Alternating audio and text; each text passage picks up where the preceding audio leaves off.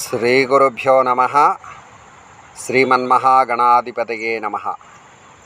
31వ తారీఖు శ్రావణమాసం శనివారం త్రయోదశి. ఇది పుష్యమీ నక్షత్రంలో వస్తుంది. కర్కాటక రాశికి చెందినటువంటి వారు పుష్యమీ నక్షత్ర జాతకులు అష్టమ శని దోషాన్ని అనుభవిస్తున్నారు.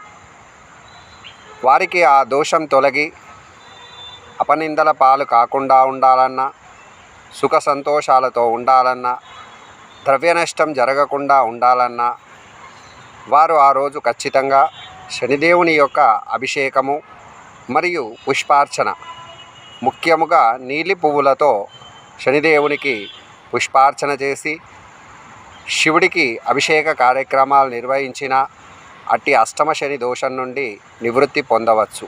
శుభం భూయాత్. సర్వే